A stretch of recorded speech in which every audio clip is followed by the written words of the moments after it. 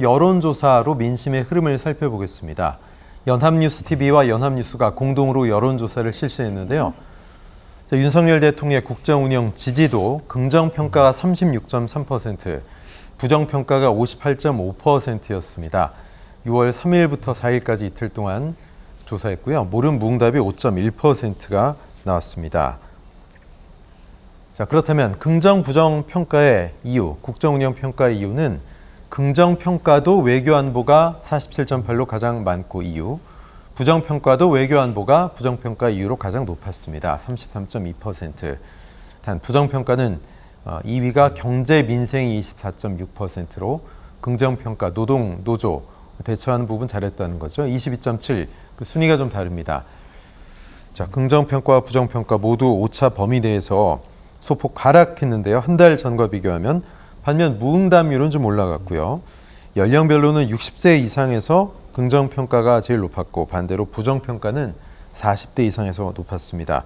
최 교수님, 이렇게 되면 지지율이 긍정평가가 30%대 중반에서 또 정체 고착되는 거 아닌가 이런 생각도 드네요. 그럴 가능성이 있다고 보여지고 저는 이제 6월 말 7월 되면 일본의 후쿠시마 오염수가 방류가 되지 않습니까? 예. 7월 말로 지금 아마 계획을 잡고 있는 것 같은데 이 이슈가 계속 살아있는 이슈이기 때문에 어떤 대응을 하는 우리 정부가 이런 거에 따라서 저는 더 안 좋은 결과가 나올 가능성도 있다고 봐요. 그래서 지금 상황에서 이 부정평가의 퍼센테이지가 또는 긍정 퍼센테이지가 30% 중반 정도에서 머물러 있는 것이 결국은 윤석열 대통령에 대한 어떤 기대감이 많은 부분 좀 별로 없지 않나 이런 생각이 듭니다. 예. 그러니까 지금까지 1년 정도의 이제 국정 운영을 수행해 왔는데 그 과정에서 국민들이 원하는 만큼의 성과를 내지 못했고 외교나 아니면 그 협치 문제나 이런 문제에 있어서 실망스러운 모습을 계속 보여주고 있지 않습니까?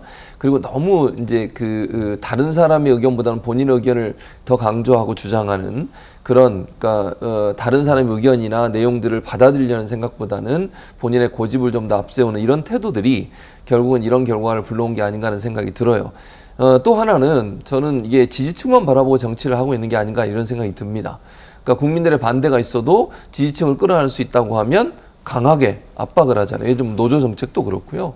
그다음에 외교 정책에서도 보면 너무 한쪽에 치우친 듯한 그런 모습을 보여주고 있습니다. 이런 부분들이 결국은 국민들에게 불안감을 키우는 것이고 경제나 민생 부분이 너무 제대로 운영되지 못하는 부분에 대한 불만, 이런 불만들이 계속되고 있기 때문에 저는 지금처럼 윤석열 대통령이 지지층만 보고 정치를 하게 되면 이 고착화된 퍼센테이지 지지율이 좀 더 계속 가고 또 도리어 낮아지는 그런 효과까지 있지 않을까 하는 생각이 듭니다. 네, 이종훈 평론가께서는 이 정도 지지율이 어느 정도 좀 기조가 유지가 될 거라고 보세요? 어떻게 보십니까? 근데 이 상태가 지금 굉장히 오래됐잖아요. 그렇죠. 예, 그런데 뭔가 이거를 이제 돌파구를 이제 마련을 해야 되는 건데 네.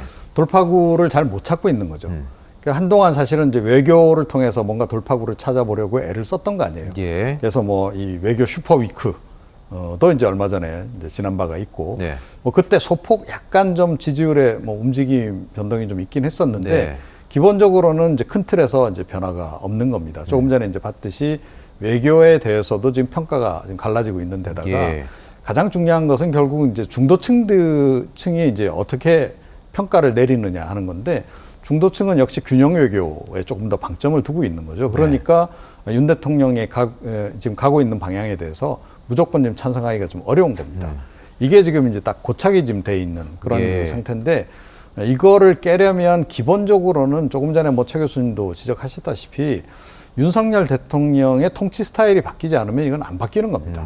지금 국민의힘의 정당 지지율도 그렇고 윤석열 대통령의 이제 국정수행 지지율도 그렇고 딱 연동이 된 상태에서 30% 중반대에서 그냥 왔다 갔다 요거만 이제 계속하고 있는 겁니다. 그래서 그거를 전환시키기 위해서는 국민들에게 확실히 좀 윤석열 정부가 이제 바뀌었다라고 하는 이미지를 일단 이제 줄 필요가 있다. 예. 단기적으로 지금 국정 성과를 낼 수 있는 상황은 아니잖아요. 그러면 최소한 그 국정 성과를 내기 위해서 우리가 좀 변하고 있다라는 걸 보여주는 게 굉장히 필요하고요.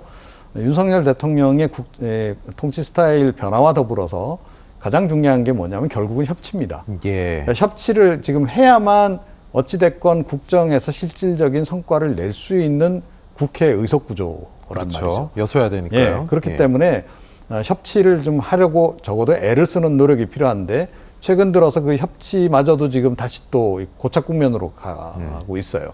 김기현 대표하고 지금 이재명 대표하고 토론이든 어찌됐건 대화를 하기로 해놓고도 네. 그 형식을 놓고도 지금 합의가 안 이루어져가지고 계속 지금 차일피일 미뤄지고 있는 거죠. 예. 자, 이런 식이다 보니까 국민들이 별로 감흥받는 바가 없는 거죠.